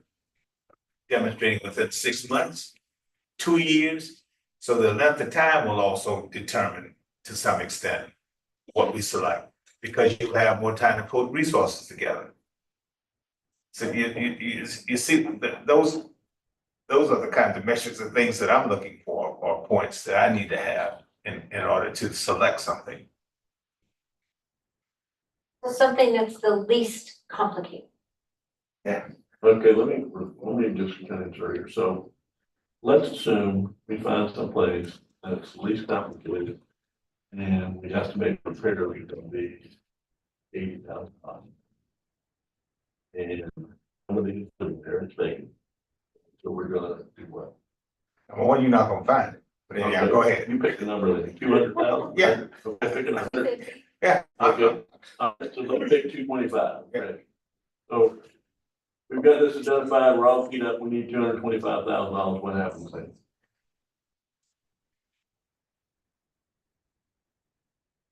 Okay, so there's going to be no quick success unless there's some financial. Right. Gaining access to financial resources is going to require some performance that we give the folks that have financial resources. That means there will be a number of things that have to happen. The active Freedom's Arts District down here, their representative, we have done several of these houses of, tax and things. That may be a model that we can apply to some of these other places, but that may not be what the individual said he wants to come. That may not be what they have in mind. If you want some quick results, the only way I know you can get quick results is to identify those buildings that damn sure need to be torn down. The cost to tear one down is not that much. I'm not suggesting we do that, but if you're looking for quick results, that's the only place I know you can go get them. Otherwise, everything's gonna take time, and we're gonna have to we're not gonna be able to, if it's 225,000 a house, we're gonna need 5 or 10 of those to be able to go out and get the financing together, because the individuals doing it are gonna wanna diversify their geographic risk and diversify their investment risk. That's how you can make that happen. And doing $1.5 million, $2 million financing, I'm not harder to do 225,000, unless you're doing all time. I like the mix myself. I like the mix of, let's identify something. If something really needs to be torn down, Yeah. let's identify that. But let's also say, not only are we tearing down, we're building up. I'm fine with that, but getting the resources is harder for building up. And I think Gotta have at least, our district has already got some models to show the difference. And the Freedom Arts District was unique in the financial piece. To use the model is good, but there's also kind of a hook in there, because what the Freedom Arts District did financially, you're not gonna find a lot of investors that are willing to do that, but you might find some. All we need, $20 million. okay, Dick, there you go. What would you do with it if you had it? So That's what we're trying to That's figure why out. we're here, is to get that set up. Well, and what you just said is leaving to what we put into the code. Because what we're starting to put into here You starts started to to go, go, stuff, we're not gonna run. I know, goes towards demolition. So what this task force, and that's exactly where we need to go with the code so that city council will have the ability to feel comfortable in making decisions when we recommend demolition. Knowing that there's a process for demolition, and there's a process for bidding that out, is it helpful if I take 3 properties and get a reasonable bid with no expectation of actually demoing them, but like, should we have some sort of a cost number to work with about a property? We have to have the cost of, what do you think the process we have to go through to get permission to develop? I'm sure it's incredibly extensive. Yeah, and you're gonna have a structural engineer go in and say it can't be remodeled. I think haven't anything's found anybody that will cost do it in the historic district, because they want to put up all the crap. Well, and it's not just getting that, because there was a lady on Duke Street who literally lived in Squalor for a couple of years because she was trying to get her roofing fixed and certain things fixed. And she had agencies that were willing to give her the money. She wasn't gonna have to pay it back. It was all grants and stuff that were given to her. But when they came in and they did the inspections, they said that the rest of the house wasn't worthy for them to do the repair. And then it took another 1.5 or 2 years for the historic review board to finally say, you know, we can't save this house because the woman couldn't live in it anymore. Kurt, there is a house on Prince Street, the 1100 block, adjacent the Grand Army Hall on Newcastle Street. Now, I drove by there. There's a wall thing. There are 2 walls and everything around it is gone. I don't understand that. Please explain to me, why couldn't a person just from the ground up Yeah, the build house. the new house? Yeah, they stripped go it. by. So it's 11. It's It's adjacent, it's on Prince Street. Street, but it's adjacent to Grand Army Hall. Yeah, it's like you got the Grand Army Hall with a kind of a vacant lot and you'll see the new construction, but I watched Because them. the paperwork aspect, That's one of the important foundations now, and That's what, yeah, they're not pouring, they're. it's all, Yeah, yeah. well, yeah, but it's. There's nothing left. Great. Yeah, So- but they had to take it apart piece by piece because of the historic stuff. It's a very spirited. But I think we do have a builder here who could estimate all different types. You talked a lot about low hanging fruits, maybe some of the projects that need less work. She could probably estimate how much that costs. And the projects that need a lot of work, she could probably do 2 or 3. And you would have, I think that's what you're looking for, you right? get pricing for fixing it, probably tearing down. So, Alternative. well, it's super easy to get a demo price. It is gonna be upsetting if I make my guys estimate something we don't even have a shot at bidding because the city won't let us. So I'm happy to exploit them a little, not like quite all that, but yeah, if there's some way to get some numbers so that this group has an educated way to talk about, you know, even putting it forward as a recommendation. So this would be the demo, assuming permission is granted, but not. I mean, I think that's where we have to start to have some sort of and information on I that. think it's okay to have a range, so that Yeah. they're not trying to be accurate, because you can't be. But a sophisticated or educated range would probably For demolition. be good. Well, the demo, like she said, the demo isn't that much. It's gonna be between 5 and 10,000 No, depending on the size of the house. You're Well, absolutely. it depends on the size of the Because house. we do have to put in a structural engineer to certify that it's not, that's a cost added. I mean, there's a couple of things that have to go into it, which is fine if that's something we are interested as a group in just having the factual knowledge on it. But you know, what I really don't wanna get into is like having Mike Sutton say, this is a bullshit bid, like I'm not, you know, we're not doing all that for recommendations. It's not gonna get into anybody's time, but I agree with you, we gotta have some way to evaluate these properties when we get to that point. Yeah. First step is the list, if we need to look at, you know, the pieces that are easy with demo, and we need to do that with an educated guess on price. I can help with that if it's worth, if it's helpful. And the other piece is architect, you know, I mean, she can maybe come up with some numbers for demo and to build. But then you've got an architect and those numbers can be really crazy. Only for custom plans, you could. You're have talking this- rebuilding Yeah, that's a whole house. other, We don't have She wanted to talk to resources for that. She was talking about demo, and I think we're talking about like major renovation, maybe one, maybe two renovations. You know, low hanging fruit where maybe they just need to replace windows and something like that, a roof or something. Are you proposing to get pricing on anything other than demo? Coming back to you. When the HRB says you can restore it to look like this and do that, when you get into it, you end up taking down more than you thought, building it back. After it's finished, it's still considered a historic structure because the HRB approved. That's when they're rebuilding that house instead of demolishing it, building a new one, which would not be historic. Yeah. I'm not saying it's right, that's just the way it is. And there's one house in Old Commons where they kept the facade only. Don't let me, my sister went through this. Stacy, That cottage that you visited on Washington Street.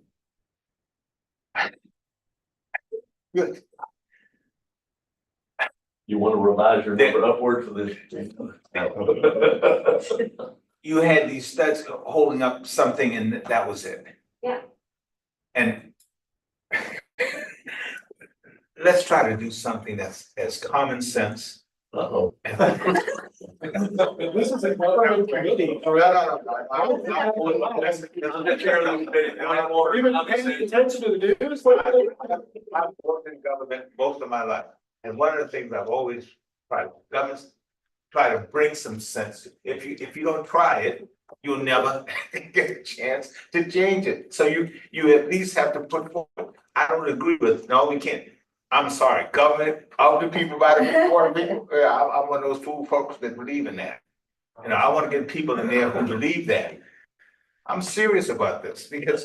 Let's talk about what we're asking. Okay, I'm sorry. No, you're fine. Let's talk about what we're asking. Need to calm down. If the question I will pose to anybody in this room, if there's a certain style lot in a certain place, and on that lot is a building that is in a really horrible shape, and everybody knows it's not worth saving, is that lot worth more building on it or with building gone? Building gone. Okay, then why is it that that wouldn't be a suitable where you're willing to help us get a price for taking it in? Why wouldn't that be a suitable good for the property owner as well as the neighbors? And the answer is, it may be historically significant, and culturally important, in which case we as a community want to invest additional funds in it because of that. It may not be.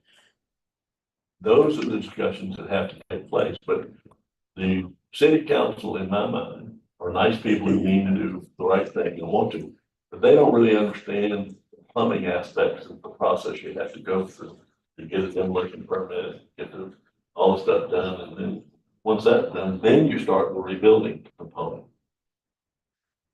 Big Webb, when he was alive, told me he knew virtually everybody in the quadrant and walked through there. Mike said at a different time, told me he didn't, he said most of these folks really like to sell what they got. Buy a new house trailer and live in Jasper County. I don't know about that, but you'd be surprised. At the time, you can't do it now. Right. Go ahead. Well, these are the discussions we need to have, because what has happened in the last 10 years, when we look at it, is the cost of renovation has gone up dramatically. The cost of construction has gone up dramatically. The cost of vacant lots have gone up dramatically. And so that we've got people sitting there with houses that are falling apart, and we won't let them take advantage of the increased value in their lot. And they don't have the money necessary to fight through the process of getting the demolition. I'm not sure that's in the best interest of the city. I'm happy to have a debate and have somebody convince me I'm wrong. And there may be certain properties where we should restore them regardless of how much. Yeah, Dick, I have another example. My family member, a house on Green Street. Nice house, was not nice house, old house. We decided to tear it down. And right now, there's a beautiful structure in there now. Mhm. But at least we said we couldn't afford to do, we were gonna do something. So I'm saying let's give people options, saying that sometimes it's in your best interest to sell and do something else. But there are other times, again, with the cultural aspect and everything else, you wanna take an extra step to do something different. I just don't give up on creativity. I'm sorry, the government has to learn how to be creative too. And I just believe in that. Well, I think if we can make it, so they've got a simple series of discussions, decisions, as opposed to a big complicated proceeding they have to go through. I think it's to make a decision helps us. So that's why having a task force like this focused on two neighborhoods, have some uniquely historical aspects attached to it, is important. What Kurt talked about when they had the overlay for opportunity zone in there, that helps us attract the financing. Vast majority of the property owners that are legacy property owners are not financially sophisticated and capable of going out and spending $600,000 on a house, nor should they. That process is not necessarily what we're trying to create here, certainly not what I'm trying to create. I don't know about anybody else. But there are opportunities for us to do things that can simplify. Well, also just remember what was the genesis of this whole task force at the beginning was we on the planning commission were in the process of rewriting all our codes. We got to the historic section and we gave a little bit of attention to it. What we did was send it to city council and they sent it back. We said, try again. So then Mike was tasked with getting a few people together, which we did.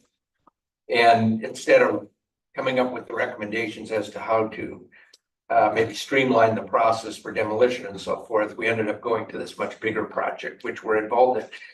So as we are now coming to the very end tonight, we're gonna presumably pass on 3 more chapters. I think we'll have like 1 chapter left maybe. Yeah, chapter. And we have this little section of the historic. It seems like all of this kind of stuff, conversation, particularly the next meeting that we're gonna have when we start looking at some of these structures and trying to decide which ones, to focus on, might lead us to an early discussion within this group of some recommendations to make to the planning commission, so we can pick up where we left off about a year and a half ago. Yeah. Because really, we need to finish our code, and that was the reason that we started this whole process. And kind of the conversations that are going on right now, I think, lead into that, because we may decide that part of what we need to do is not all the other things we've talked about, but let's see if we can streamline this process a little bit, because that's what we've been talking about over and over and over again. Well, and the other thing that I'd really like to see come out of this task force is recommendations, because we're covering a whole lot of stuff in this. And so what we're talking about deals with city code, the county code, the municipal code, and recommendations from this task force directly related to the historic area, I think are going to be important. So recommendations about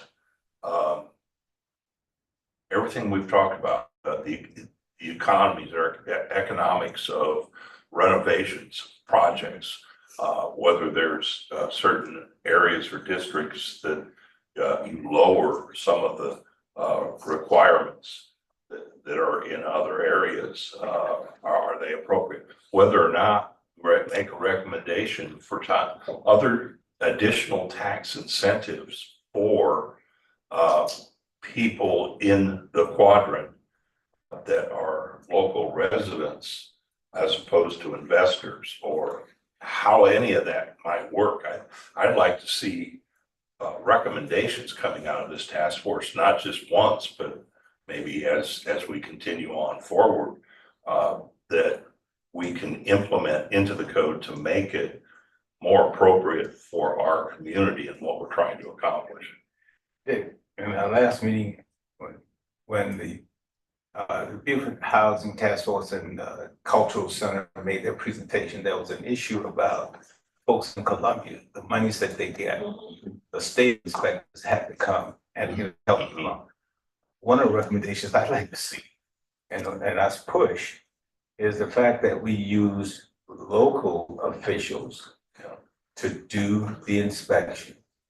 And like I said, when I was with DSS, I got the state fire marshal used to have to come down and do the licensing of foster home. Well, we arranged, we worked together and said, look, we've got a certified fire department here. Why don't we let them do it?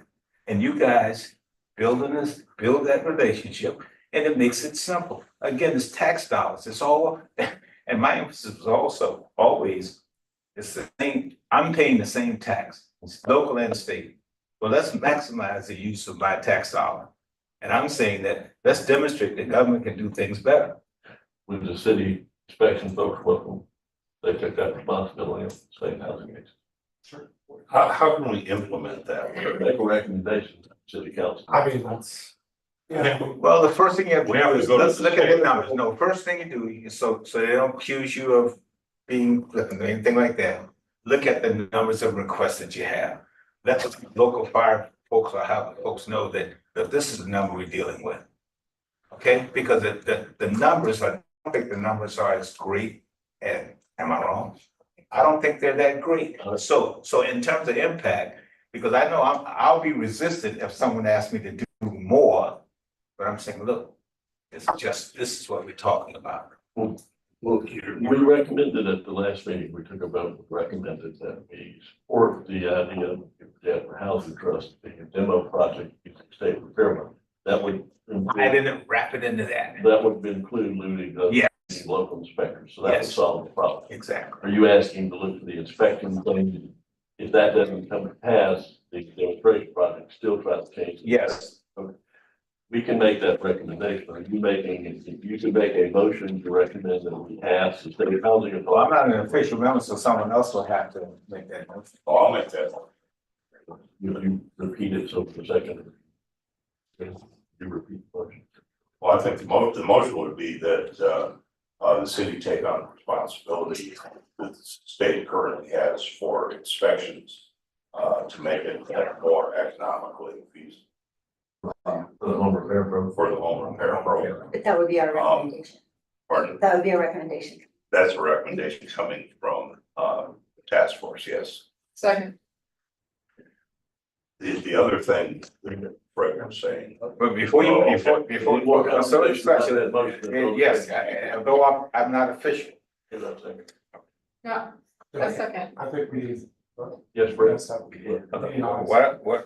What I'm saying? we have a quorum, we have a quorum, We do. yeah, we have a By quorum, one. okay, all in favor, or you can call it. I was gonna let Fred speak No, first, no, but go all ahead. in favor, aye. Thank you, vote. So tell the inspectors that all those short-term rentals, that they don't have to inspect anymore because we put a kibosh on those. If you know. Okay. It's All fine. I'm saying is, you coordinate that with the state. Coordinate that with the state. Yeah, because the folks up there gonna say, oh, you're trying to eliminate our jobs. No, we're not. We're trying to make things more efficient as a system. That's what we're trying So to then, do. does this become a city code? Like when those state people don't have to come down anymore, then that becomes part of the city code? So whether it's Buford Jasper or any other organization, by code, they only have to get written off by the line? No, it's a policy. And it's only related to South Carolina housing. Thank They have to approve it. That includes for Jasper water and sewer, that includes anything And we else, just- it's just So that. it's a Exactly. policy. It's their policy, they have Yeah, to change we it. might take that. We might not take our recommendation at all and say our two guys are still doing all this. Right, but if they take it, then does that become part of city code? I mean, how do they Only get defines involved? policies related to South Carolina housing agency, Of this area. which are not a factor in city codes at all. Okay, thanks. All right, what else we got today? That's it. It's- The only other thing, we covered this at our past meetings, and it was what Fred just said. And that is one of the purposes of what we're trying to accomplish to these owners as we move forward with this, is to present them options. So when we go enter into discussions with the individual property owners, keep that in mind, is we're trying to put together a package of options that you can put on the table to these individual owners to help give them guidance in what the best opportunity is for them with their properties. We're trying to help. Yes. Help. Yeah, the government's here to help. One thing. Wait, I'm serious, but I say that I'm serious, but anyhow. We did get a proposal back from Low Country Legal. Doing minimum 10 heirs problem, under 50,000. 15,000. So is that something we can put on the agenda next time to review since we're out of time? Yes. Okay. I expect to have one about That's nice. I was a little higher than that, but So I could say. Is it negotiable? Got my attention, that's. it's not. I know, everything's. Is there anything else for the good of the organization? Are you I, motioning we adjourn? that we adjourn, yes, and my brain for We that. have a second for that. Second. Anybody not want to adjourn? Because we're all.